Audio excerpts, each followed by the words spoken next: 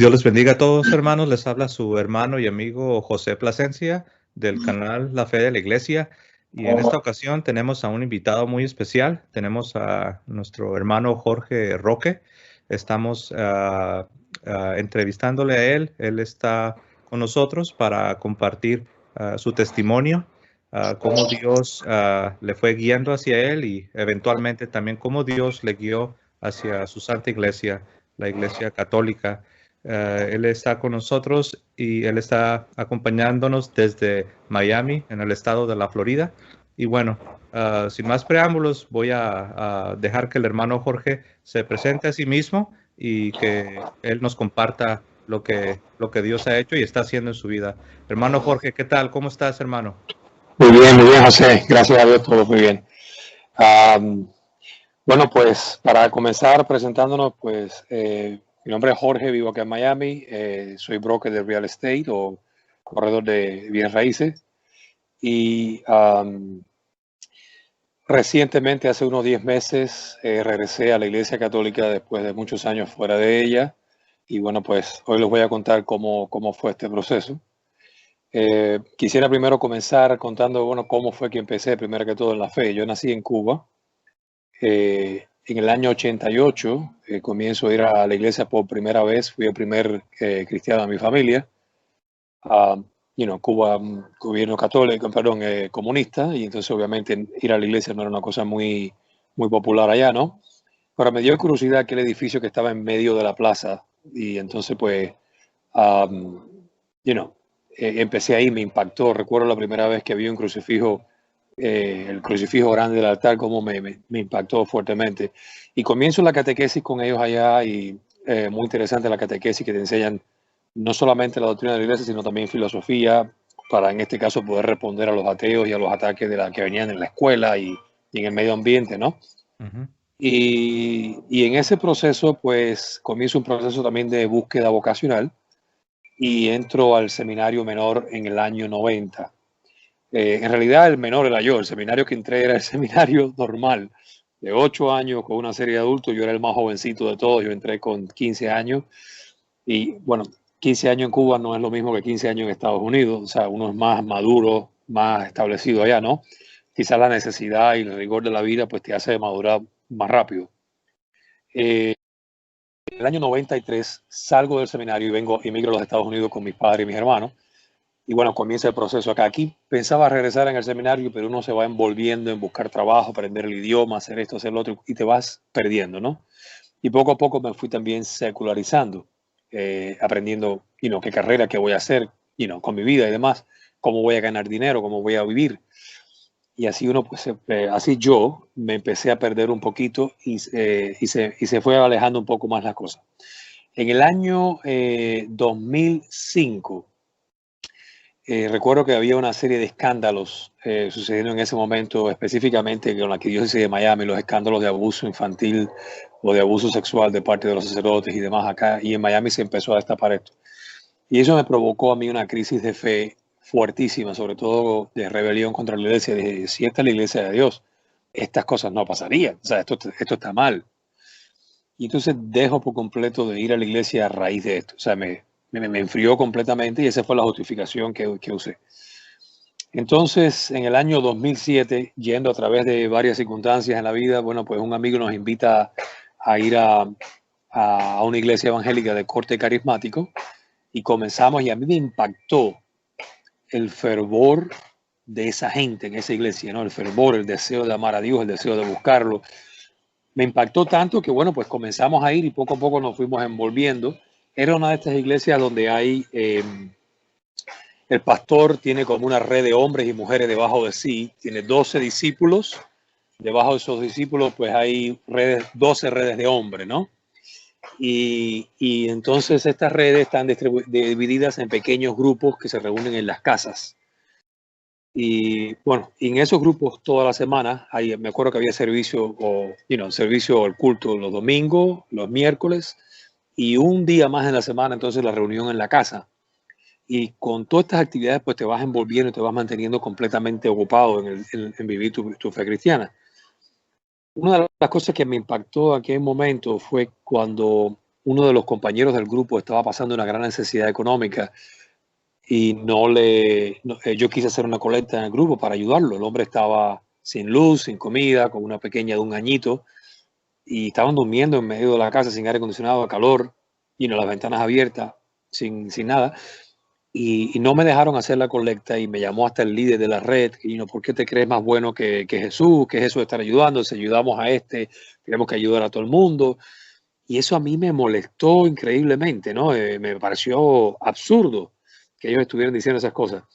Más adelante vino el Día de los Padres y me acuerdo que sí hicieron una colecta en cada grupo de 15, 20 dólares por persona para poderle hacer un regalo por el Día de los Padres al pastor.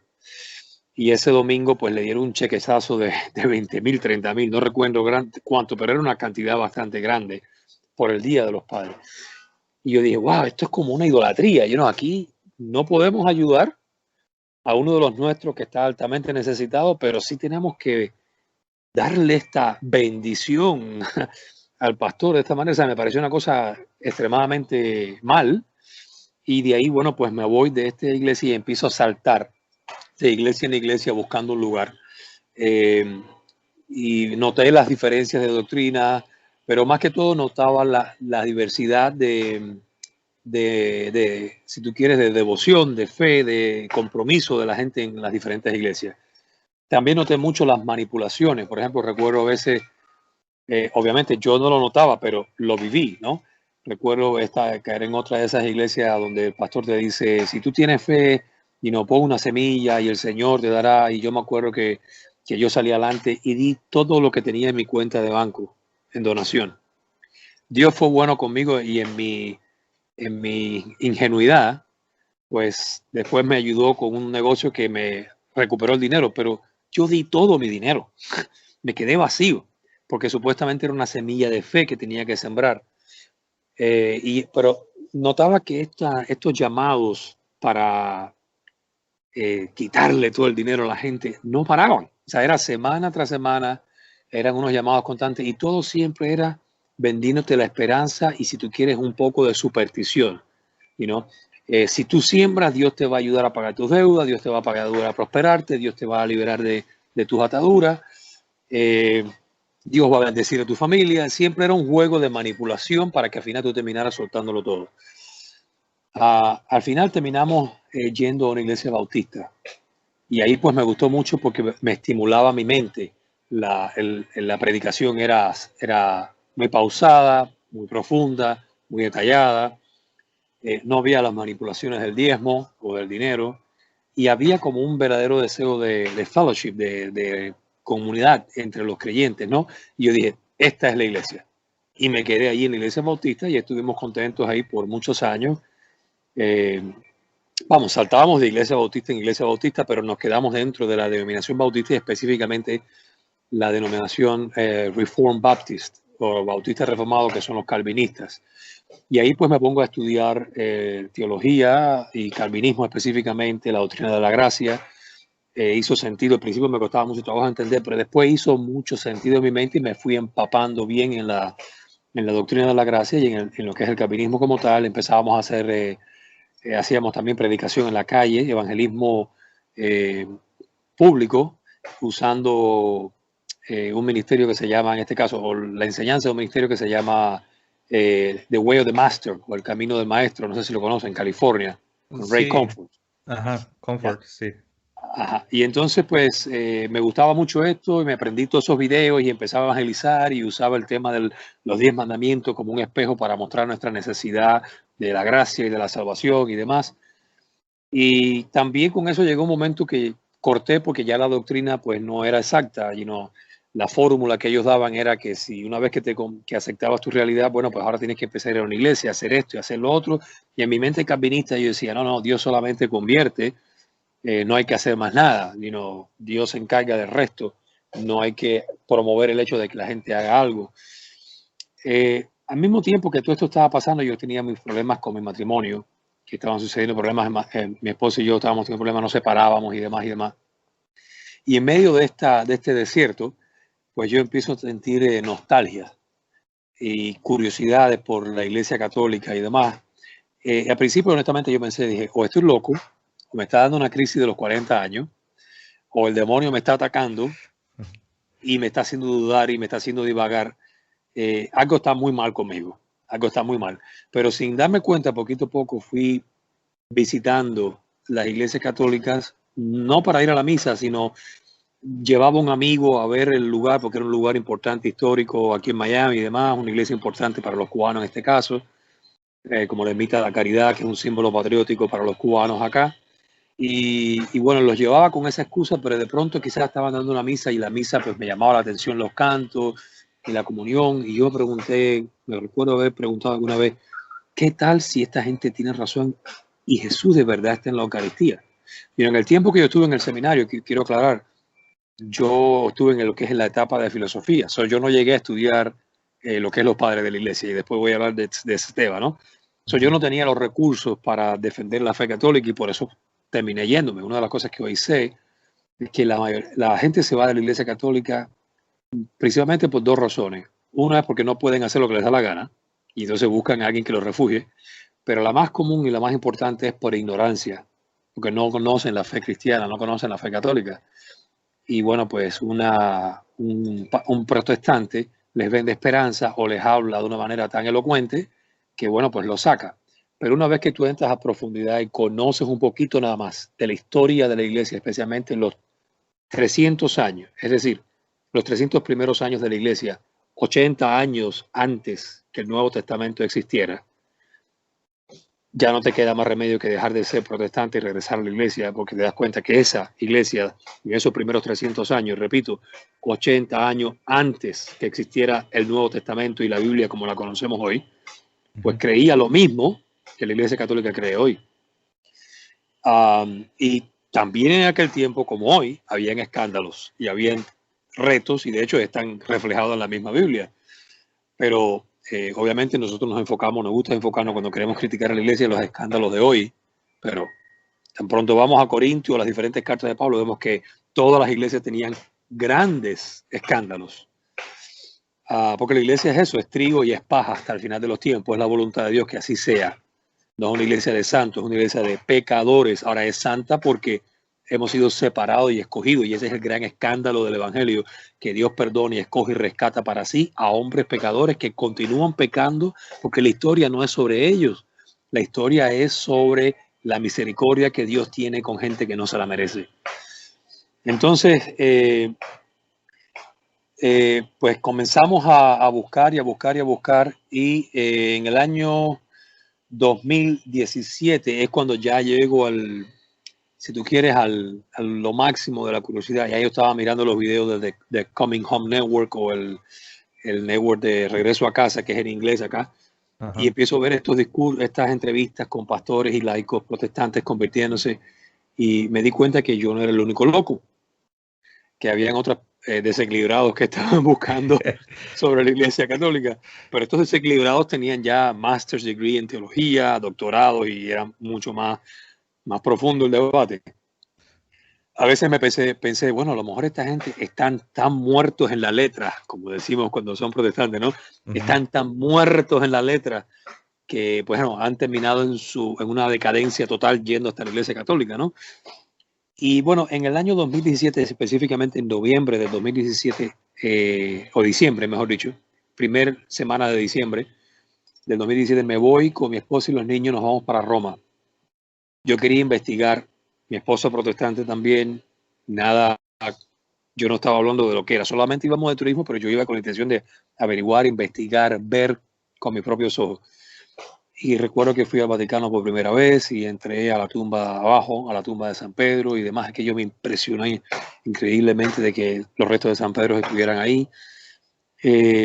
Fuimos también a Assisi, a la ciudad donde nació San Francisco de Asís, y allí conocí, toqué la tumba de Francisco, estuve allá, vi el hábito que usaba y demás, pero lo que más me impactó fue hablar con un fraile franciscano que era ateo, que en el año 2009 se convierte al cristianismo, y bueno, ya actualmente es fraile allí en Assisi, y ingeniero químico, había trabajado aquí en Texas, en los Estados Unidos, y bueno, pues se convirtió, y ese hombre me empezó a hablar en la casa natal de Francisco, Y mientras yo lo escuchaba delante de mi esposa y delante de los niños, sin darme cuenta, rompía a llorar mientras yo lo escuchaba a él, porque me impactaba increíblemente lo que Dios había hecho en la vida de ese hombre, la humildad y la sencillez con que ese hombre hablaba, la profundidad y el poder que tenía en lo que explicaba, con una voz muy pausada, muy calmada. Y decía, me di cuenta y dije, espérate, pero esto es un cristiano de verdad. Aquí hay una fe increíblemente profunda. Esto no es un idólatra, como ya yo me había pensado, ¿no? Y aquello me golpeó. Entonces, cuando regresamos a Roma, me acuerdo que empecé a mostrarle videos del Coming Home Network a mi esposa. Y le dije, mi amor, yo no tengo todas las respuestas, no entiendo todo, no sé todo. Créeme lo que no sé explicar. Todavía tenía muchas ideas calvinistas en mi cabeza. No sé cómo explicar muchas cosas. Pero yo creo que la iglesia católica es la iglesia de Jesús. Y la iglesia católica es donde tenemos que estar.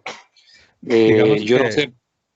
perdón que interrumpa, digamos que hasta este momento te sentías, te estabas sintiendo atraído por las cosas que estabas aprendiendo de la Iglesia Católica y como dices, te estabas dando cuenta que este asunto de que la Iglesia Católica es idólatra y que los católicos no son verdaderos cristianos, digamos que esas imágenes estaban empezando a desaparecer, ¿correcto? Estaban, Todavía no. todavía no.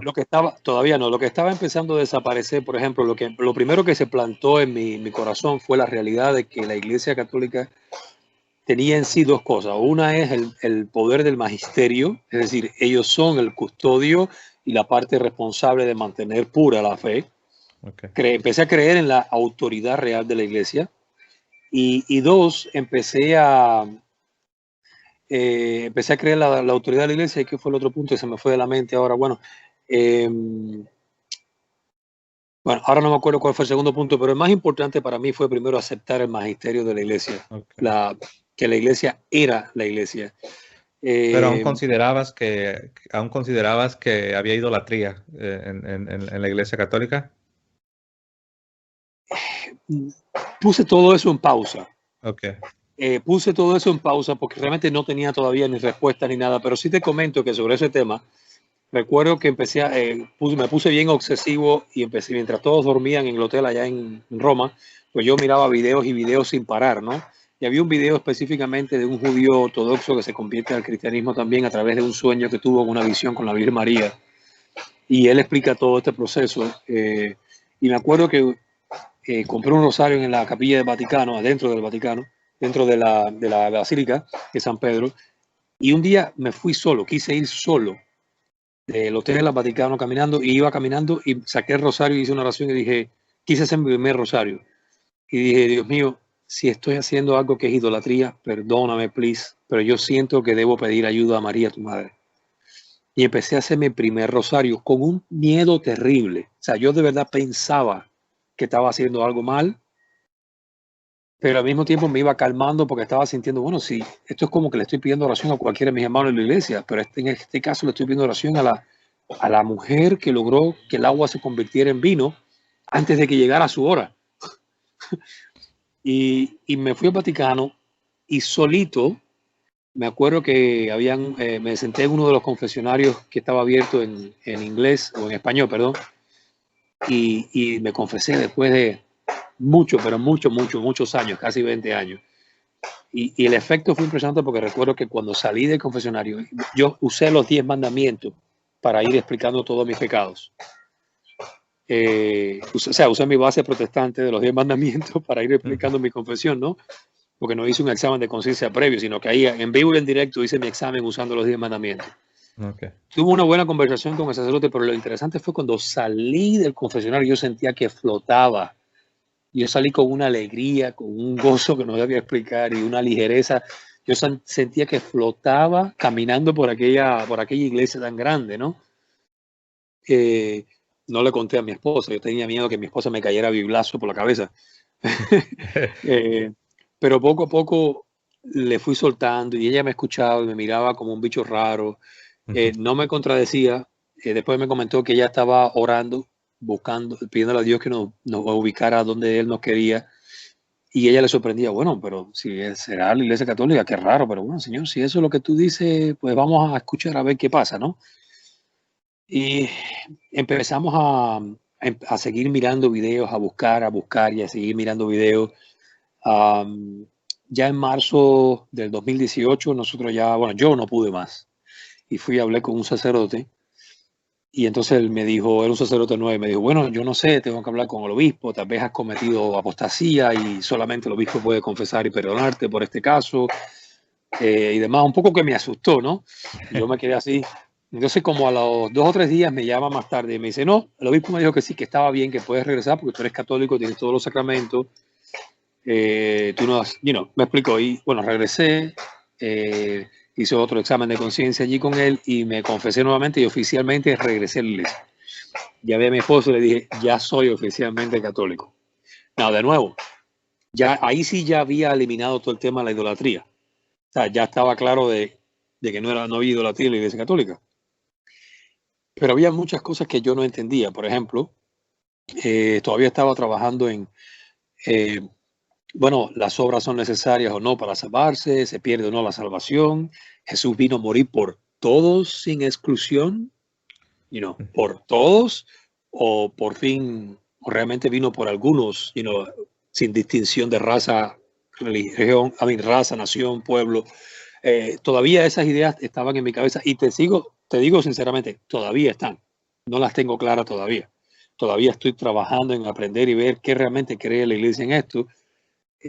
Porque para mí, en mi mente humana, es más cómodo aceptar que nuestra naturaleza estaba completamente muerta, que Jesús entonces haciendo un llamado irresistible, o sea, que Jesús, sabiendo que nosotros no podemos responder, Jesús viene exclusivamente a morir por aquellos a quien Él escoge, los llama irremediablemente y no tenemos respuesta otra que obedecer y Él nos ayuda a perseverar. Básicamente eso es lo que es más fácil de entender, pero la realidad es que hay una libertad de voluntad y también que las obras en parte también son necesarias para mantenerse vivo en la fe. Eso como que todavía hay un conflicto dentro de mí. Sinceramente todavía estoy trabajando en eso, pero descanso 100% en el magisterio de la iglesia. O sea, sé que estoy en la iglesia de Cristo, sé que la iglesia ha mantenido la doctrina pura, sé que no hay contradicción, sé que los concilios no son contradichos como dicen los protestantes, ni los padres de la iglesia. O sea, lo que ellos argumentan contra la iglesia ya está claro que en mí no tiene sentido, pero hay muchas cosas que obviamente estoy todavía trabajando. Hermano Jorge, para los hermanos separados que nos están escuchando, ya sea pentecostales, bautistas, no denominacionales, etcétera, me gustó lo que compartiste, cómo dices que llegaste a un punto donde te diste cuenta sobre el asunto de la autoridad, lo que es el magisterio. Y como bien has dicho, aún hay algunas cosas que intelectualmente todavía no las comprendes al 100%. Pero sin embargo, como ya comprendiste lo que es el magisterio, lo que es la autoridad que viene de Jesús a los apóstoles, delegada a los obispos, no sé si para nuestros hermanos separados que nos están escuchando, si pudieras explicarnos sobre eso en comparación con el protestantismo, que no existe un magisterio, no existe realmente una autoridad, una sucesión apostólica. Si nos pudieras hablar, ¿cómo te ayudó? Y si pudieras hacer un contraste cuando comprendiste lo que era el magisterio a lo que tenías en el mundo protestante, que eran pues muchas voces, ¿no? Contradiciéndose. Sí, curiosamente lo que más me ayudó fue precisamente la doctrina protestante que tenía en mi cabeza y te voy a explicar específicamente cuál. Obviamente los padres de la iglesia y ver los videos de Coming Home Network se debate sobre la autoridad de la iglesia, la sucesión apostólica. Esto fue lo segundo que entendí y que acepté, o sea, el magisterio de la iglesia y la sucesión apostólica. Pero específicamente fue uno de los puntos que yo creí y creo, y es en la infalibilidad de la inspiración de Dios para escribir la Biblia. Uno de los argumentos dentro de la iglesia bautista es que la iglesia, o dentro de los protestantes en general, es que la Biblia es inspirada por el Espíritu Santo sin error, 100% verdadera. Y que estos escritores que escribieron la Biblia, que eran de diferentes rasgos sociales, algunos reyes, profetas, pastores, algunos con educación, otros sin educación, en diferentes partes del mundo y diferentes tiempos, a veces de mucha distancia uno de otro, habían escrito bajo una fuerte inspiración que les había dado esa continuidad o secuencia unánime entre todos, y que el hecho de que, y esto explica de que realmente ellos no habían escrito usando sus opiniones personales basado en lo que sucedía históricamente, sino que Dios los usó a ellos como bolígrafos, violando su libertad, les hizo poner por escrito o recoger en los escritos de la Biblia, en este caso, lo que él quería revelar de sí. Entonces eso me hizo pensar, espérate un momentico, si Dios usó infalibilidad y usó el rigor de su inspiración sobre estos hombres, sobre los autores bíblicos, ¿por qué yo no puedo creer que en la iglesia también el Papa tiene infalibilidad junto con los obispos para definir, aclarar y mantener la doctrina de la fe? O sea, fue una cosa increíble, porque los protestantes dicen, no puede haber, ¿cómo un hombre pecador puede ser infalible? En este caso, refiriéndose al Papa. ¿Cómo la iglesia va a tener magisterio cuando todos son pecadores y cometen tales errores? Sí, pero espérate, ese mismo argumento es el que tú usas para creer que la Biblia es infalible y que Dios infaliblemente hizo a estos hombres escribir palabra de Dios. Eso fue una cosa que me impresionó, ¿sabes? Me ayudó en el proceso. Otra cosa, cuando te lees la Biblia te das cuenta que, de nuevo, la historia no es sobre los señores estos que cometieron grandes pecados, que la Biblia me encanta. Cada uno de los grandes héroes que Dios escoge cometieron errores inmensos, grandes. Pero eso no impidió que infaliblemente profetizaran e hicieran cosas acorde a la voluntad de Dios. O sea, hasta el mismo sumo sacerdote que ordenó que mataran a Jesús, estando guiado en su pecado, está haciendo lo que estaba mal, no le quedó más remedio que a través de sus palabras y sus hechos, no solamente profetizar, pero además cumplir profecía infaliblemente, a pesar de su error. Y así vemos a David, y así vemos a los diferentes patriarcas dentro del Antiguo Testamento, a pesar de su caída, a pesar de su fragilidad humana, dijeron palabras infalibles. El mismo Pedro caminó sobre las aguas, vio tantos milagros, vio la resurrección de Pedro, y aún así se negó a Jesús 3 veces. Y no fueron 3 veces seguiditas. No lo conozco, no lo conozco, no. Fueron 3 veces que, si lees bien, te das cuenta que hubo pausa, hubo tiempo, se movió de un lugar a otro dentro del patio y de pronto otra persona lo reconoció y se trató de mover hacia otro lado y se escondió. O sea, tuvo tiempo de arrepentirse entre una negación y la otra, y aún así lo hizo 3 veces. Pero ese mismo Pedro, anteriormente a eso y después también, hizo declaraciones proféticas como decir, Señor, ¿a dónde vamos a ir? Solamente tú tienes palabra de vida eterna. ¿Quién eres? ¿Quién dice la gente que soy yo? Tú eres el Mesías, el Hijo de Dios. Ese mismo Pedro que incluso después Pablo regaña porque actuaba hipócritamente, cuando comía con los gentiles de una manera y cuando venían los judaizantes pues se portaba de otra manera. Pablo le dice, lo regaña, pero ese mismo Pedro es el que después, en el concilio de Jerusalén, el primer concilio de la iglesia, es el que afirma, nos ha parecido bien al Espíritu Santo y a nosotros, tales y le da las primeras instrucciones a la iglesia con respecto a los gentiles. Ese Pedro que se había comportado como un hipócrita. A pesar de su pecado, a pesar de su fragilidad, Dios lo usó infaliblemente para explicar palabra de Dios, que hoy en día aceptamos como palabra de Dios. Si aceptamos a estos patriarcas, si aceptamos la palabra de Pedro escrita en la Biblia como infalible, sin error, escrita por Dios a través de estos hombres en la Biblia, ¿por qué no podemos aceptar la infalibilidad también de los sucesores de los discípulos? Y otra cosa, cuando te pones a leer los padres de la iglesia, de nuevo, 80 años antes que el Nuevo Testamento existiera.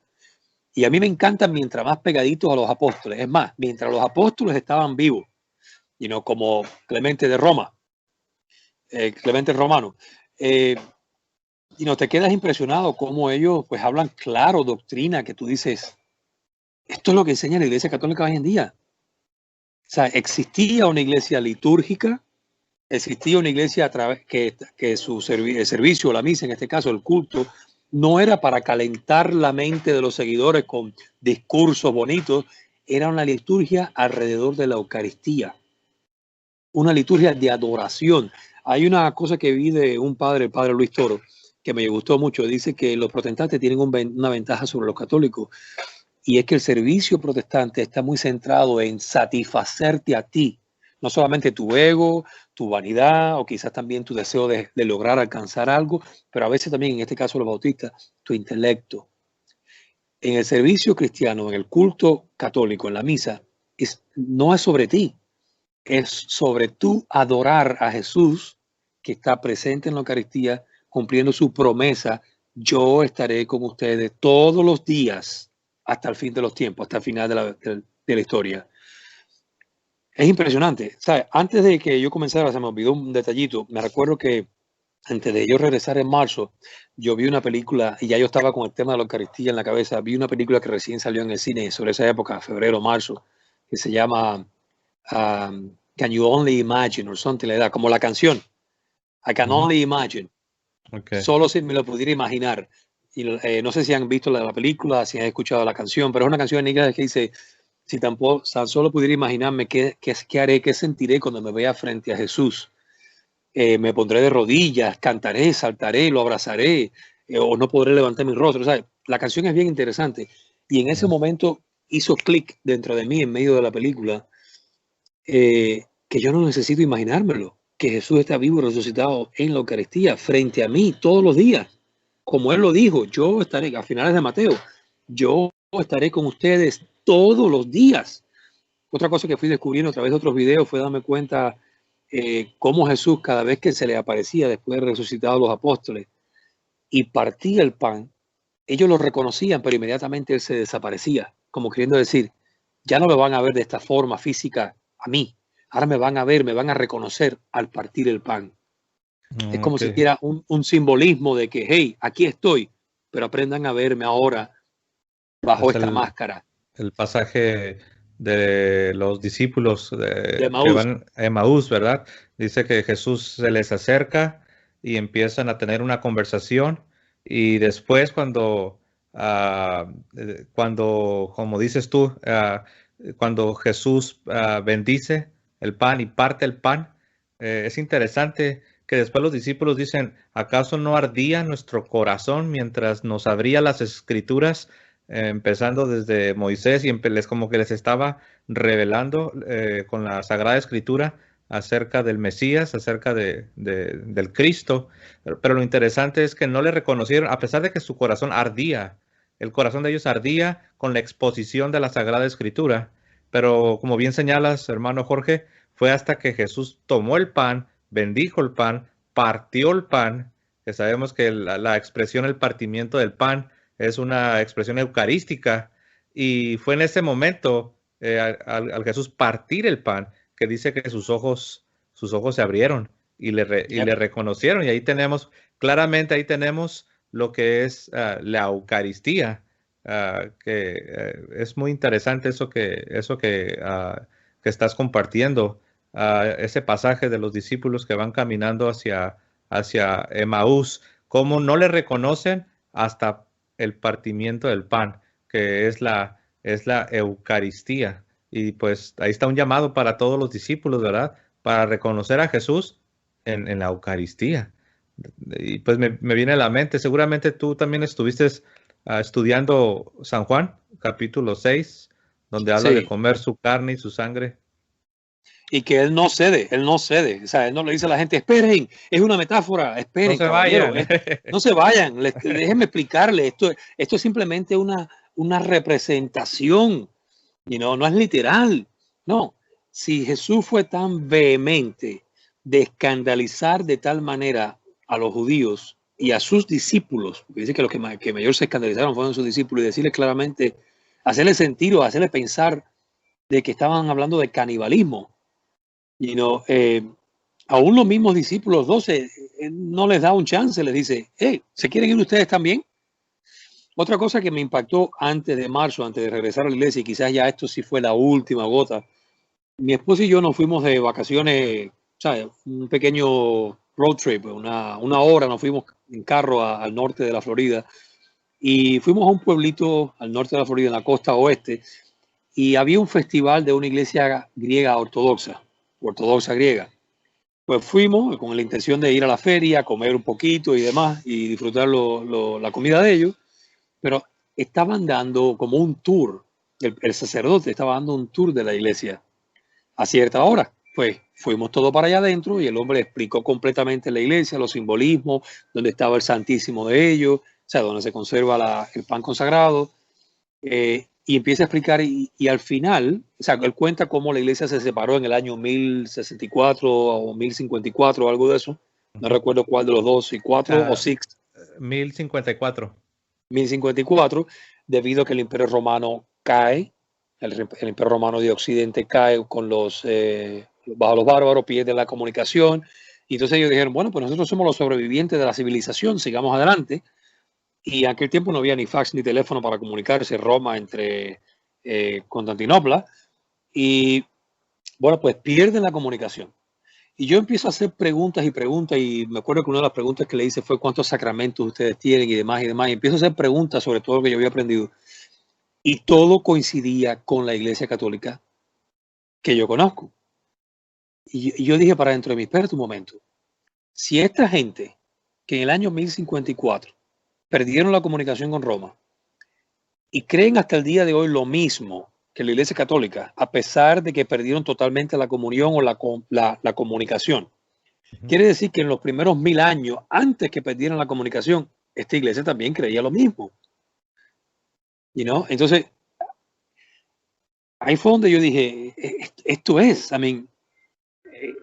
para mí fue impresionante porque para mí ellos fueron como decir un invernadero, donde a pesar de la destrucción del Imperio Romano, que era la estabilidad y la unión que había en el mundo entero, pues ellos mantuvieron perfecta desde su separación, desde su distancia, mantuvieron íntegra la fe cristiana, transmitida desde los apóstoles. Y bueno, ahí fue donde comenzamos. Bueno, ya al mes de haberme confesado yo y regresado a la iglesia, y ya yo seguía bombardeando a mi esposa y enseñándole. También nos dieron una suscripción gratis a un Netflix católico que se llama Formed. No sé si lo conoces. Sí, sí lo conozco. Que son películas y documentales católicos, es una herramienta católica. Muy buena. Y no parábamos de mirar películas y documental uno tras otro, uno tras otro. Y era una cosa que no podíamos parar de beber los dos, de buscar y de buscar y de buscar y de seguir buscando. Y bueno, al mes se confiesa ella, comenzamos a ir a la iglesia y demás. Y una de las cosas que sucede después que regresamos es que empezamos a sentir el choque. Nosotros teníamos un gozo y una alegría tremenda de estar otra vez en la iglesia, de ser católico, de estar en la plenitud de la fe, de haber salido de si tú quieres, del exilio, del desierto, de estar en la iglesia protestante en este caso. Y nos encontramos con varias cosas que hasta el día de hoy a mí me molestan y me escandalizan. Hoy mucho menos algunas de ellas. Como por ejemplo, no sabíamos con quién hacer fellowship, con otros cristianos para reunirnos. Nos notábamos que en la iglesia nos mirábamos y como que no había cada quien estaba en lo suyo, ¿no? Y después de la misa todo el mundo se iba y se acabó todo ahí. Otra cosa, por ejemplo, yo notaba, empezamos a ir a ciertos grupos después de la misa, como el grupo de Maús y demás, y yo notaba, yo decía, esta gente no sabe lo que tienen en la mano. O sea, la mayoría de lo que nos rodeábamos, que mirábamos los grupos, decía, lo tienen todo, son como niños ricos que lo tienen todo y no saben lo que tienen en la mano. Yo digo, bueno, ahora se explica por qué tantos se han ido, porque esto es un caldo de cultivo, esta ignorancia, esta hambre y sed de conocimiento de la palabra y de saber, de disfrutar lo que tienes en la iglesia, pues hace que cualquier persona elocuente pues venga y te venda un cuento de que estás en la iglesia muerta, cuando no es así. Nosotros sentíamos que crecíamos en gozo, crecíamos en comunión con el Señor, disfrutábamos los sacramentos. Yo me acuerdo constantemente, y todavía me pasa entrar a la iglesia y sentir un alivio, una alegría, un gozo profundo. Decir, Señor, gracias que estamos en la iglesia. Gracias por traernos a la casa. Estar en la misa y llorar como tontos, entender que la misa es una representación, como si fuera una horita de teatro, de lo que es Apocalipsis, lo que está pasando en el cielo, los santos entrando frente a la presencia del Cordero, y vivir ese momento, sentir el momento de ver cuando el Padre levanta la hostia y dice, este es Jesucristo, el Cordero de Dios que quita el pecado del mundo, y tú repetir, mirando frente a frente a Jesús la frase del centurión romano, Señor, yo no soy digno de que entres en mi casa. y nosotros llorando en la misa, y, pero nos escandalizamos un poco el ver que la gente quizás no conectaban. No todos son así, pero quizás la mayoría de las personas que ves alrededor lo ves en esa situación. Y empezamos a sentir eso de que aquí hace falta algo. Aquí hay que ayudar. Tal vez el Señor nos ha ayudado, nos ha mandado o nos quiere enseñar algo con esto de, mira, hace falta evangelizar. O si tú quieres catequizar a la gente dentro de la misma iglesia, y no que están quizás muy cómodas en la realidad de que están disfrutando de los sacramentos, están disfrutando de la fe verdadera, tienen una fe sencilla. Ojo, digo, hoy en día me doy cuenta que tengo paciencia porque Jesús es el buen pastor y me doy cuenta que hasta en los mismos rebaños las ovejas no son muy inteligentes, ¿no? Las ovejas simplemente siguen tranquilamente al pastor. ¿Para dónde es? Para allá vamos. Esas ovejas, aunque quizás no saben defender su iglesia y no saben lo que están haciendo, tienen vida en ellos, porque la promesa de Jesús es que te salvarás si eres tienes buen conocimiento de la Biblia. No, eso no es la promesa. Tendrás vida en ti si te sabes el Nuevo Testamento con versículos y capítulos. No, la promesa es si comes mi sangre, si no comes mi sangre, no bebes mi sangre, si no bebes mi sangre y no comes mi cuerpo, no tendrás vida en ti. Verdaderamente no tienes vida en ti. El hecho de que ellos están disfrutando de la presencia real de Jesús y de los sacramentos, que son las herramientas que Jesús usa para pastorear, guiar a las ovejas, pues certifica, no por ellos, sino por la promesa de Él, de que hay vida en ellos. Me viene a la mente, hermano Jorge, cuando yo todavía era bautista, todavía era protestante. Yo recuerdo que nosotros hacíamos evangelismo que le llamábamos evangelismo personal de casa en casa. Y yo recuerdo que algunas veces llegaba a hogares católicos donde la señora de la casa, siempre recuerdo, la mayoría amables, me recibían y empezaba a tener una conversación con algunas señoras católicas y usualmente me viene a la mente personas ya avanzadas en edad y eran católicas y yo recuerdo que les empezaba a hablar pues de Jesús que murió por nosotros para perdonar nuestros pecados, pero al tercer día resucitó de entre los muertos y todo eso pues todo lo aceptaban porque ellos ya lo creían.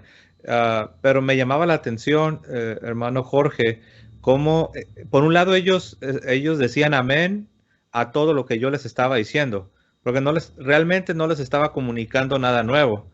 Ellos como católicos creían todo eso, sabían todo eso, pero me llamaba la atención que por un lado aceptaban todo lo que yo tenía que decirles, pero por el otro lado, cuando llegaba el momento decisivo, por así decirlo, de decirles prácticamente, darles a entender que me tenían que seguir a mí, a la iglesia bautista, me llamaba la atención cómo, por un lado, decían amén a todo y lo creían, lo aceptaban, y hasta se alegraban escucharme a mí hablando, predicando, exaltando esta obra de Jesucristo. Yo los veía como que estaban cómodos, no estaban así como un pagano, como alguien que no sabe quién es Jesús, como alguien que o no le importa, no quiere saber nada, no quiere tener nada que ver con Jesús. No, todo lo aceptaban, pero siempre me llamaba la atención. Yo decía, pero aceptan todo, pero por qué no son bautistas como yo? Ellos querían ser católicos. De hecho, varios me decían, es que yo creo todo. Todo lo que tú me acabas de decir, yo lo creo. Pero yo soy católico y estoy en mi iglesia y yo participo en mi parroquia o por ejemplo, si yo les llegase a preguntar, ¿tú has recibido a Jesucristo? Ellos decían, sí, es que yo siempre he creído en él y yo lo recibo. Yo lo recibo de manera especial cuando yo recibo la Eucaristía. Entonces, yo llegué, quizás lo que estoy compartiendo, hermano, para no quitarte demasiado tiempo, es que empecé a darme cuenta cómo, a pesar de que, como bien has señalado, ellos no sabían quizás mucha teología, quizás no sabían mucha apologética, quizás no me daban cuando yo les hacía preguntas para ver si me respondían de manera bautista, por así decirlo. Yo les hacía preguntas, no me daban quizás las respuestas exactas y precisas teológicamente hablando, pero empecé a darme cuenta de lo que tú acabas de decir, que esto no se trata de saber responder teológicamente ciertos cuestionamientos o de ajustarte a una teología particular, en este caso, o en mi caso, la teología bautista. Pero ellos tenían la fe. Y yo recuerdo que eso a mí me dejaba pensando. Yo me despedía, me agradecía, hasta me daban gracias. Gracias por haber venido. Gracias por habernos hablado de Jesús. Gracias por haber tomado el tiempo para compartir todo esto. Y eran hospitalarios, hasta algunos hasta te ofrecen hasta comida, recuerdo.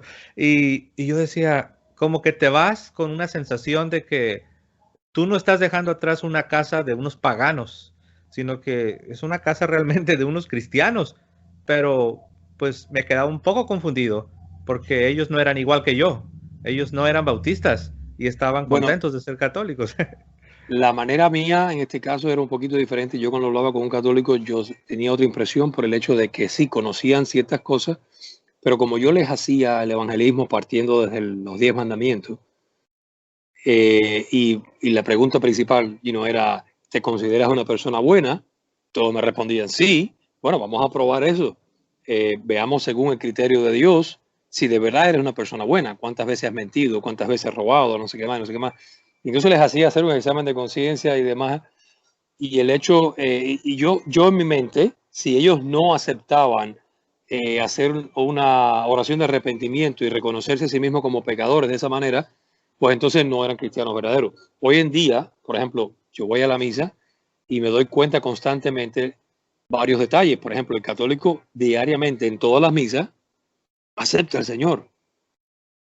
Nada más que pues, haciendo la señal de la cruz, ya tú estás confesando, Señor, tú eres dueño de mi mente, de mi corazón y de mi vida, de todo lo mío. Yo me someto a ti. O por ejemplo, el católico todos los días que va a misa se reconoce pecador. Yo confieso ante Dios Todopoderoso y ante ustedes, hermanos, que he pecado mucho. Otra cosa que descubrí dentro, o sea, me di cuenta, ser protestante es un poco superficial. Una de las cosas que, por ejemplo, me acuerdo que una de las cosas que a uno se le olvida, quizás siendo protestante o ignora un poquito, es que también se peca de pensamiento y también de omisión. Uno dice, bueno, por lo que hago, por lo que digo, pero como que no le paraba mucha bola al tema por lo que no hago. Y el católico en toda la misa se reconoce pecado frente a Dios y frente a los hermanos, por lo que piensa, por lo que dice, por lo que hace y por lo que dejó de hacer, por lo que pudo haber hecho y no hizo. O por ejemplo, si entras dentro de la misma iglesia protestante de diferentes predicaciones, tú vas a ver que el enfoque son en ciertos libros, ciertos pasajes, ciertos temas. En la iglesia católica no existe esa posibilidad porque en 3 años tú le das, o sea, el católico escucha la Biblia completa o casi toda la Biblia, un alto porcentaje de la Biblia, 90 y tanto por ciento, en 3 años. Y el sacerdote no tiene la oportunidad de enfocarse en un tema porque hay una lectura del Antiguo Testamento, un salmo, una lectura del Nuevo Testamento y un evangelio que se lee con la solemnidad mayor, todos de pie, todo un proceso y una solemnidad para leer el evangelio específicamente. Hubieron muchas cosas que de verdad me impactaron dentro de la misma iglesia viendo estas cosas. Hoy en día, por ejemplo, antes que continúe, una de las cosas que hicimos fue que nos dimos cuenta que no estábamos casados por la iglesia, nos casamos por la iglesia. Todo eso también fue un proceso también un poquito largo, pero lo logramos. Y por último, estamos ahora explorando, conociendo por primera vez y explorando el camino neocatecumenal. No sé si lo conoces. Lo he escuchado, no lo conozco a profundidad. Fuimos recientemente en la Misa del Gallo a una misa con los neocatecumenales que un amigo me invitó, no sabía que existían aquí en Miami. Los conocía de oída, pero no los había visto nunca. Y me quedé súper impresionado con la misa de ellos y me quedé súper impresionado con todo. Y ahora estoy viendo videos, entrevistas de Kiko, el fundador de ellos, que es un laico. Y es súper impresionante, ¿no? Básicamente son comunidades misioneras donde no solamente generan cantidad de vocaciones sacerdotales, sino también que las mismas familias laicas, papá, mamá y los niños, estas familias pues son misioneros también. Entonces ellos, la iglesia grande o la comunidad grande la dividen en pequeños grupos de 50, 60 personas, 20 o 30 personas y pasan por un proceso de catecismo de varios años, pero es una catequesis profunda. Literalmente me estaba explicando el que me invitó, que básicamente a través de la catequesis te van bajando al infierno en tu vida, donde tú vas reconociendo tu realidad de pecador y mueres. Y de allá abajo se resucitan y te sacan con Jesús, te levantan de nuevo. A mí me gustó mucho la predicación del Padre este domingo, o sea, esta semana en la misa de Gallo, de la misa de Navidad, porque él dijo que Jesús nació en Belén, en un pesebre que era un establo apestosito, con olor a manure, a caca de animales y demás, y no era un lugar agradable y bonito. Y cómo a veces Dios necesita que ocurra en tu vida un Belén, que haya en tu vida un Belén para poder venir a nacer en medio del Belén de tu vida, a través de tu miseria, a través de tu pecado, a través de tus errores, a través de quizás de una enfermedad, de un divorcio, de dudas, de confusiones, de inestabilidades. Hay veces que Dios necesita crear o esperar a que ocurra un Belén en tu vida para que tú te sometas, o mejor dicho, te rindas a recibir al niño Jesús en ti. Y a mí me impactó increíblemente esa predicación, fue hace un par de días atrás. Y ahora estoy en esto de buscar más y buscar más y buscar más y buscar más. O sea que sí hay predicación, ¿verdad? Porque muchos hermanos separados se imaginan que en la Iglesia Católica no existe la predicación, no existe la enseñanza. Hoy mismo acabo de ver, antes de conversar contigo, acabo de ver un video de una entrevista, una de las pocas entrevistas que le hicieron a Kiko. Quisiera recordar el nombre, no me sé el apellido todavía, de eso es muy nuevo, pero busquen Kiko con K-I-K-O, Kiko Neocatecumenal, Neo Catecumenal. Búsquenlo en YouTube y te van a ver la entrevista. Y una de las cosas que él explica es cómo nosotros vivimos muertos, y nuestra muerte se evidencia a través del egoísmo que vivimos. No nos interesa nada, vamos a la iglesia cuando nos conviene, vamos a la iglesia a la hora que nos agrada. El domingo lo enfocamos en nuestras familias, nuestro disfrute personal, nuestras cosas. Si hay que ir a la playa, pues no vamos a la iglesia, vamos a la playa, no servimos al prójimo, ignoramos al débil y al pobre. Pues no vivimos retados para nada porque estamos aún muertos en el egoísmo. Y Jesús viene precisamente a romper ese egoísmo, ¿no? Y hacerte salir de esa comodidad para retarte y llevarte a un estilo de vida diferente. Un estilo de vida donde la posibilidad de ponerte tibio no existe. Siempre y cuando obviamente Él te saque, te rompe de ese egoísmo. En este momento estoy explorando eso y estoy en medio de esta experiencia. Por ejemplo, una de las cosas que me está impactando muchísimo hoy en día es esta frase de Apocalipsis, o este párrafo de Apocalipsis que Jesús le escribe a una de las iglesias y dice: yo conozco tus obras, pero tengo algo contra ti. Te crees que eres rica, sabia, poderosa, esto y lo otro, pero eres ciega, miserable, pobre, esto. No eres ni frío ni caliente, eres tibia, y porque eres tal te voy a vomitar. Te pido que regreses a tu primer amor y que te vuelvas a tomar celo. Mira, yo vengo pronto. Está en los primeros capítulos de Apocalipsis, no recuerdo ahora exactamente cuál, creo que es el 3.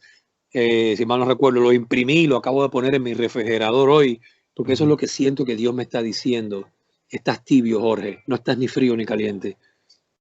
Y no sé, estoy en ese proceso ahora. Al mismo tiempo, toda mi vida me la he pasado aprendiendo y estudiando y queriendo saber. Y siento que Dios me está llamando, sí, vamos a contestar tus preguntas sobre lo que tú quieres conocer, pero yo creo que lo más importante es que me conozcas a mí, que me tomes de la mano, que me conozcas a mí como tu amigo, que vivas la experiencia de vivir a Jesús frente a ti, o sea, de vivir mi realidad, de que estoy aquí contigo todos los días hasta el fin de los tiempos, y que degustes, que sientas mi amor, que sientas mi realidad, que sientas mi presencia, que la vivas y la compartas. Y lo demás yo te lo diré contestando por el camino, como queriendo decir, para de ser tan orgulloso y de querer saber tanto y de ser tan intelectualón, y enfócate en vivir. Relájate y déjame un poco, que no he terminado contigo. Estoy en ese proceso ahora de relajarme y dejarme llevar por él, ¿no? Hermano Jorge, algunas de las personas que siguen este canal incluso me han contactado o yo mismo he notado que ya han ido avanzando, han ido descubriendo cosas de la fe católica y están convencidos, han ido progresando en su camino de regreso a casa, a la iglesia católica, la única iglesia pero me he dado cuenta que un común denominador es que batallan un poco con el asunto de las imágenes. No logran comprender lo que es la devoción católica de las imágenes sagradas, y ellos en sus mentes, cuando ven a un católico que está orando a Dios en un contexto donde hay imágenes sagradas, ellos lo interpretan como que el católico que está orando a Dios, en la realidad lo que está haciendo, según ellos, está rindiendo adoración a la imagen, y lo interpretan como un acto de idolatría. ¿Qué pudieras compartirnos tú de lo que a ti te ayudó en lo personal, y que pudieras compartirlo para los que te están escuchando, que tal vez les pueda ayudar también a ellos, hermano? Bueno, en la iglesia ortodoxa, una de las cosas que yo noté es que ellos tienen muchas pinturas, los iconos. Ujú. Ellos no le llaman pintar, ellos le llaman escribir el icono, ¿no? Porque tiene una simbolización, tiene una imagen, explica algo. La iglesia occidental, en este caso, por siglos, lo que ha usado es imágenes, si tú quieres, estatuas, ¿no? Aparte de los cuadros y demás. Pero un católico formado que sabe, hey, eso es yeso, eso es madera, eso realmente no es nada. O sea, ahí no hay ni poder ni nada en absoluto. Pero más allá de eso, un católico formado sabe que estos hombres y mujeres, en caso de la María, la hermana María, la Virgen María, y los santos simplemente son hermanos que ya están en la presencia del Señor. Y así como nosotros le pedimos orar a otro hermano, hey, ora por mí porque tengo esta situación, pídele al Señor, pues también nosotros le pedimos, le pedimos que oren por nosotros. Una de las cosas, por ejemplo, que a mí me impacta mucho cuando yo recito el credo, en este caso el credo apostólico, creo en la comunión de los santos. Es decir, que la iglesia no es solamente nosotros los vivos aquí abajo, sino también los que están más vivos todavía, que son los que ya están en la presencia del Señor.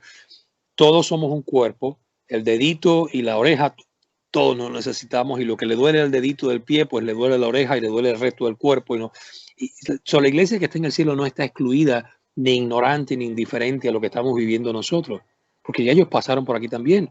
La iglesia es un solo cuerpo, y en esa comunión de santos, todos intercedemos y oramos por nosotros.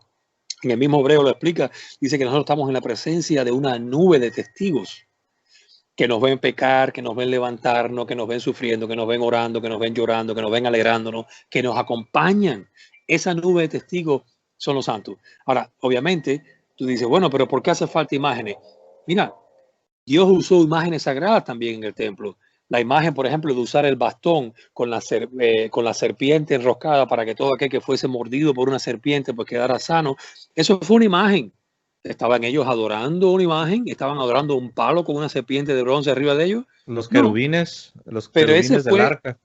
exacto, pero eso fue la representación que Dios usó para transmitirle a ese pueblo: yo los sano a ustedes contra esa maldición de la picada de las serpientes. En este mismo, los querubines del arca es otra cosa. O sea, hay muchas representaciones dentro de la misma Biblia donde Dios usa imágenes sagradas, en este caso, no para que la gente adoren y piensen que eso es un Dios o tiene poder, sino para transmitir un mensaje de fe. En este caso, las imágenes de los santos es como decir una foto.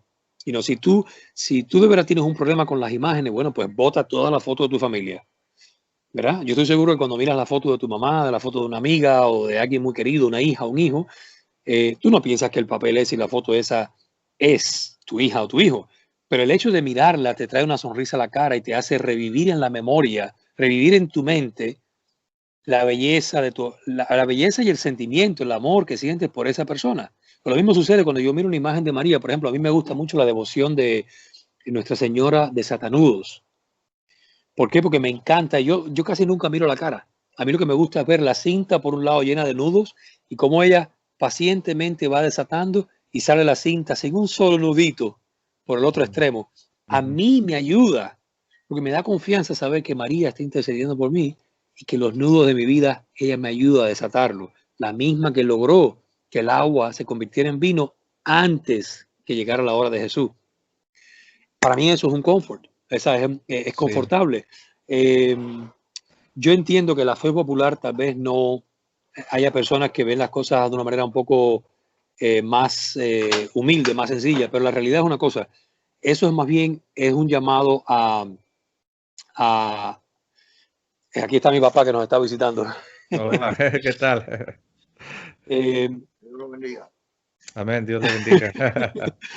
Entonces, eso es un llamado si tú quieres, a catequizar, a ayudarlos a ellos a que puedan comprender qué significa más allá la imagen que habla, nos cuenta la experiencia de lo que es la comunión de los santos. Los santos están presentes en nuestra vida precisamente para acompañarnos en nuestro camino. Esa etapa ya pasó ya. Okay. Para mí lo más difícil fue pedir la intercesión de María en este caso y pensar que podíamos realmente comunicarnos con ellos. Sí, no, pues gracias por compartir eso, porque sé que les va a ayudar a los que están escuchando. Por último, si hablando precisamente de esas personas que están en otras denominaciones, bautista, pentecostal, si hay alguien que está considerando el catolicismo, quizás ya tiene un tiempo investigando, estudiando, explorando, ¿qué consejo le darías? ¿Por qué no? Incluso puede ser un bautista como tú lo fuiste por años. ¿Qué consejo darías, hermano Jorge, quizás a un bautista que te está escuchando y está considerando el catolicismo? ¿Qué le dirías? Lo primero es que busquen los primeros 300 años de la iglesia y lean 80 años antes de que existiera el Nuevo Testamento. Lo segundo es que obediencia a media es desobediencia. Si usted dice creer en Jesús, pero acepta el relativismo de que cualquier iglesia es igual y está bien, pues usted está obedeciendo a medias y eso es desobediencia. Tercero, Jesús no solamente vino a morir por nosotros, vino a fundar una iglesia y la dejó fundada. Los apóstoles, cuando Judas murió, no vino cualquiera. Ellos tomaron tiempo para orar, buscar e imponer las manos sobre alguien digno. Y así sucesivamente a través de la historia fueron imponiendo manos sobre nuevos presbíteros, diáconos y obispos en este caso. O sea, no era al azar. No cualquiera se decía, tengo una calentura, me siento llamado a ser evangelista, voy a abrir mi propia iglesia desde la sala de mi casa y vamos a crecer. No. Eso no existía en tiempo de los apóstoles y nunca lo hubo. Había una sucesión apostólica. Jesús dejó una estructura, dejó una iglesia. Por eso tiene sentido de que Jesús le dijo a Pedro, a ti, piedra, o sea, le cambió el nombre. Solamente Dios hace eso cuando le da un propósito y un destino a una persona. De lo contrario, no lo hace. A los demás apóstoles no le cambió el nombre. Pero a Pedro sí se lo cambió. Interesante observación. Tú eres piedra. Sobre esta piedra edificaré mi iglesia. Y no es la piedra no es la fe de Jesús, de Pedro, y no es Jesús. Jesús es la piedra angular. Y también conozco el argumento de Petros. Mira, Jesús hablaba arameo y allí no existe la distinción entre piedra chiquita y piedra grande. Obviamente Jesús estaba diciendo, este hombre es frágil, que se confunde, que me va a negar y demás, va a ser la piedra con la cual yo voy a comenzar a edificar la iglesia. A este le voy a dar las llaves del reino, a este le voy a dar una autoridad para que me represente cuando yo no esté. Y esto está en el Antiguo Testamento también. Cuando los reyes pues se iban, dejaban a un mayordomo a cargo y les daban las llaves. Y dice que los habitantes de Jerusalén lo llamaban en este caso padre a este hombre, y que la puerta que él abriera o cerrara, nadie podía cerrarla o abrirla en el caso de que la cerrara. O sea, les daba autoridad. Jesús estaba hablando con un público judío, hebreo, que conocía su literatura, conocía el Antiguo Testamento. Él usó imágenes que también eran conocidas y claras para ellos. Recuerden eso. Obediencia a medias es desobediencia. Jesús no solamente vino a morir, sino también a dejar una iglesia fundada, y lo hizo.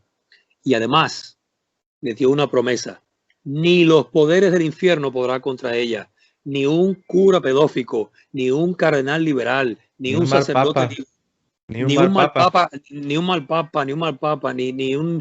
un cura relativista o liberal de pensamiento, o desconectado y frío o tibio, ni un católico desorientado que dice contradicciones, ni siquiera tú, protestante o bautista o pentecostal o evangélico, lo que tú creas, ni siquiera tú, de nuevo, ni los poderes del infierno van a poder destruir la iglesia de Jesús. Yo te invito a que estudies, a que busques y entrégate en oración al Señor. Y dile, Señor, si la verdad está en la Iglesia Católica, si esa es la iglesia que tú fundaste, guíame. Otra cosa, rompe con tu egoísmo, rompe con tu vanidad. Muchas veces quieren seguir siendo protestantes porque es más cómodo. Les satisface el egoísmo, la vanidad, porque son líderes, porque son aclamados, porque hacen discursos bellos, porque les dan ofrendas, porque tienen muchas amistades. Muchos de nosotros que salimos de la iglesia protestante, una de las cosas que nos sucede es que empezamos a sentir el rechazo y las calumnias de amigos, hermanos, que hasta el otro día, y ahora nos ven como, se desviaron, el diablo los engañó, ahora son idólatras. No, no es así, hermano. Obedecer a Jesús te puede costar muchas amistades. Obedecer a Jesús te puede costar que ya no vas a ser el centro de atención en tu grupo de líderes o en tu grupo, en tu iglesia. Ya no vas a ser el predicador de tu iglesia. Quizás vas a tener que sentarte en un banco a escuchar a un cura que no predica tan bien como tú. Pero ojo, ese es el que Dios escogió y ese es el que Dios usa todos los días para traer la presencia real de Jesús enfrente y en medio de su iglesia hasta el fin de los tiempos. So, examina tu conciencia, examina tu realidad, examínate que a lo mejor te es muy cómodo no dar el paso. Y recuerda que obediencia media es obediencia completa. Sí, ese punto que has tocado, hermano Jorge, sobre la obediencia, yo recuerdo, y bueno, ya estamos cerrando, ¿no? Pero rápido lo digo, recuerdo cuando yo ya me estaba convenciendo de muchas cosas, pero como dices, yo todavía quería permanecer siendo protestante quizás por comodidad, porque yo sabía que en el momento que tomase yo mi decisión final de rendirme, de doblar las manos, de decir, ¿sabes qué? Pues estoy mal, necesito ser católico. Por un lado, hermano, una parte de mí quería permanecer protestante, pero había algo dentro de mí que me decía, como que algo me señalaba y me apuntaba con el dedo en la frente y me decía, no olvides lo que te ha sido concedido, la luz que te ha sido dada y has comprendido ciertas cosas. Y, hermano, por miedo por miedo a cometer el pecado de dar la espalda a esa luz que Dios me estaba mostrando. ¿Sabes lo que hice? Agarré un pedazo de papel, escribí todas aquellas cosas que ya Dios me había mostrado de la Iglesia Católica que estaban bien, la Eucaristía, la sucesión apostólica, y escribí todo de lo que estaba convencido, porque aunque todavía tenía dudas, que todavía no comprendía del todo, pero yo dije, yo necesito escribir esto y lo voy a pegar aquí al lado al lado de la cabecera de mi cama, porque quiero que esto sea un testimonio contra mí. Quiero que en la mañana cuando yo me despierte, lo primero que yo quiero ver es aquello de lo cual yo ya me he convencido que es la verdad, porque yo me empecé a dar cuenta, hermano Jorge, me empecé a dar cuenta que yo estaba queriendo actuar como que si todo eso yo lo desconocía. Estaba como queriendo dar la espalda a lo que yo ya sabía que era verdad, pero Sí. por quererme aferrar a mi protestantismo, estaba teniendo una lucha interna. Y eso que has dicho de la obediencia, o una obediencia media se convierte en desobediencia. Entonces, si alguien nos está escuchando, ya Dios te ha mostrado cosas, tú ya has comprendido cosas y tú sabes que Dios te está llamando a pesar de que tienes todavía dudas, objeciones, no entiendes tal vez la devoción a María, no entiendes la devoción católica, pero si tú estás escuchando esto y ya Dios te está llamando y tú sabes que Dios te está llamando, igual me uno al hermano Jorge, te animamos a abrir tu corazón, a seguir adelante, no endurezcas como dice en la carta a los hebreos, no Y endurezcas tu corazón.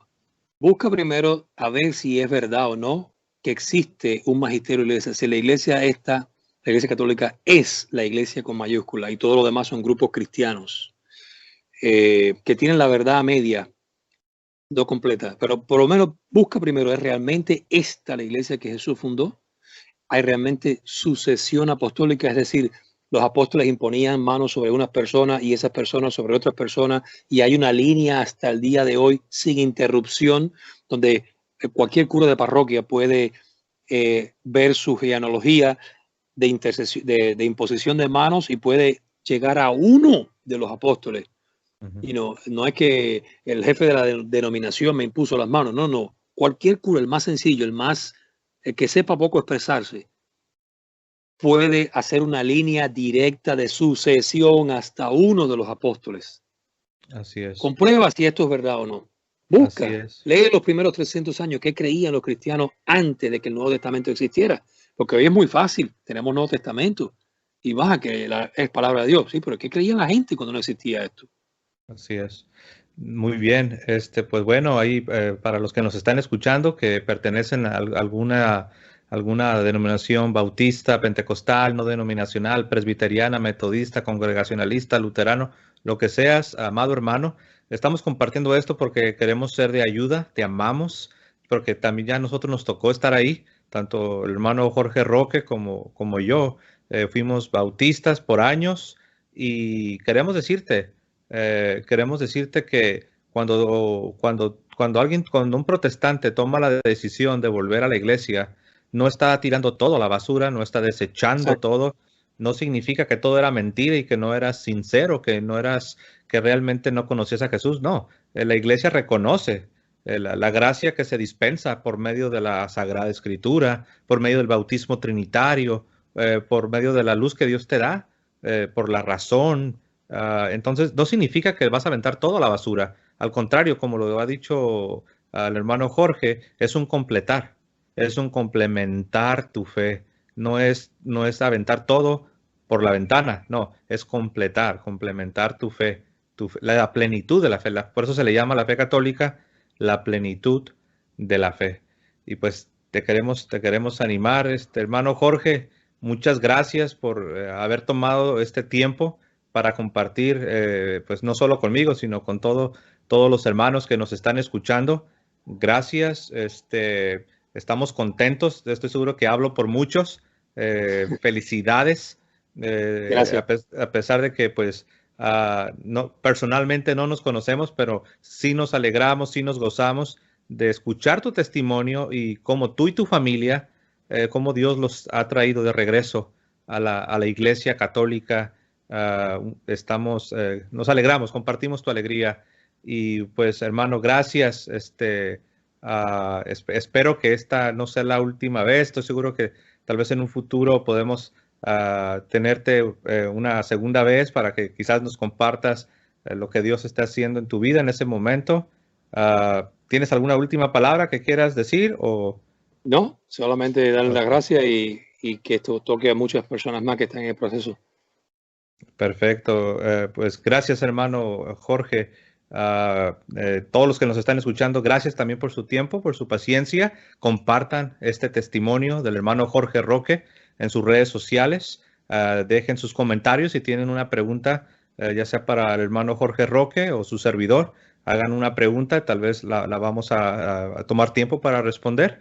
Y gracias, que tengan un hermoso día y que el Señor les bendiga a todos. Hasta luego, hermanos. Hasta luego.